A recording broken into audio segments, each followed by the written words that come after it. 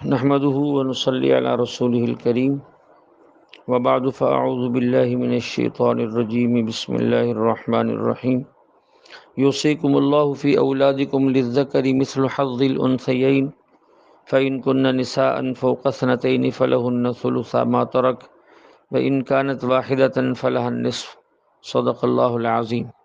میرے محترم معزز خواتین و حضرات، گزشتہ درس میں میراث کے مسائل اور اسی آیت نمبر 111 کے متعلق کچھ عرض کیا تھا۔ کچھ مسائل ابھی اس کے باقی ہیں جو آج کے درس میں عرض کروں گا۔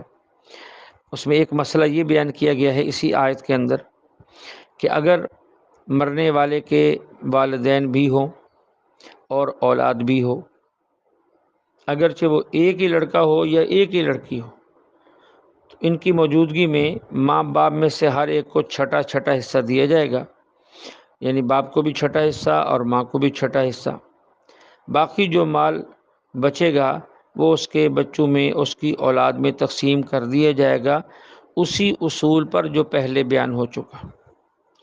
چھٹا مسئلہ اس آیت میں یہ بیان کیا گیا ہے کہ اگر مرنے والے کی اولاد نہ ہو، نہ لڑکا ہو نہ لڑکی ہو، اور میراث حاصل کرنے والے صرف مرنے والے کے والدین ہوں، یعنی والد اور ماں موجود ہو، تو کل مال کو یہاں 3 حصوں میں تقسیم کیا جائے گا۔ ایک ثلث، ایک تہائی مرنے والے کی ماں کو دی جائے گی، 2 ثلث اور 2 تہائی مرنے والے کے والد کو دیا جائے گا، یعنی 3 لاکھ ہے تو 1 لاکھ ماں کو اور 2 لاکھ والد کو۔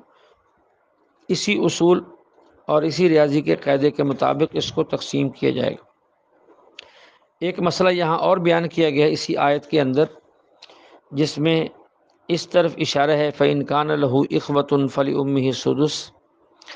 اگر مرنے والے کی اولاد نہیں ہے اور میراث حاصل کرنے والے صرف ماں اور باپ ہیں، لیکن یہاں مرنے والے کے بھائی اور بہن بھی موجود ہیں، مرنے والے کے 2 بھائی ہوں یا 2 بہنیں ہوں یا 1 بھائی ہو یا 1 بہن ساتھ ہو، یعنی 1 سے زائد بہن بھائی موجود ہوں، خواہ وہ اس کے حقیقی بھائی ہوں جن کا ماں باپ ایک ہو، خواہ وہ اس کے علاتی بھائی بہن ہوں جو صرف باپ شریک ہیں، یعنی باپ ایک ہے ماں الگ الگ ہے، یا وہ اس کے اخیافی بھائی بہن ہوں، یعنی ماں ان کی ایک ہو باپ الگ الگ ہوں، تو ان بھائی بہنوں میں سے اگر 1 سے زائد بہن بھائی موجود ہیں تو اس صورت میں پھر ماں کو چھٹا حصہ ملے گا، اور باقی جو بچے گا وہ سارے کا سارا مرنے والے کے والد کو ملے گا۔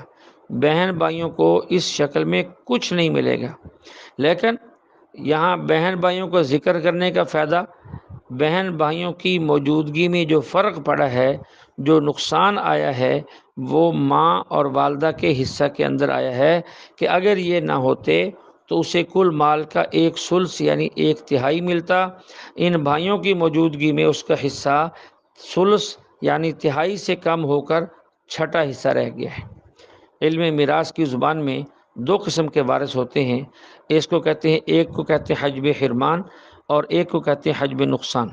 یعنی کچھ وارث ایسے ہوتے ہیں کہ ان کی موجودگی میں دوسرا محروم ہو جاتا ہے، اور کچھ وارث ایسے ہوتے ہیں ان کی موجودگی میں دوسرا محروم تو نہیں ہوتا لیکن اس کے حصے میں نقصان یعنی کمی ضرور آ جاتی ہے۔ جیسے اس مسئلے کے اندر کہ بہن بھائیوں کی موجودگی میں ماں محروم تو نہیں لیکن ماں کے حصے کے اندر کمی آ گئی ہے۔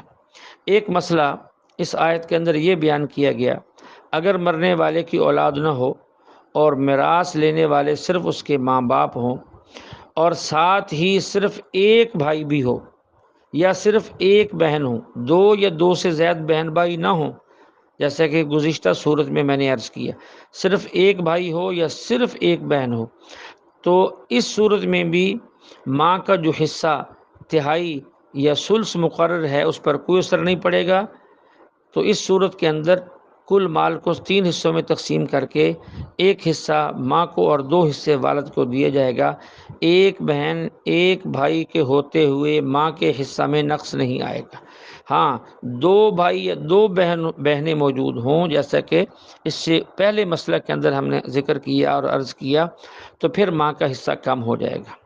یہ حصے اس آیت میں بتانے کے بعد اللہ فرماتے ہیں آباؤکم و ابناؤکم لا تدرون ایہم اقرب لکم نفعا، کہ تمہارے باپوں میں سے یا تمہاری اولاد میں سے تمہیں کون زیادہ نفع پہنچائے گا تمہیں نہیں پتہ۔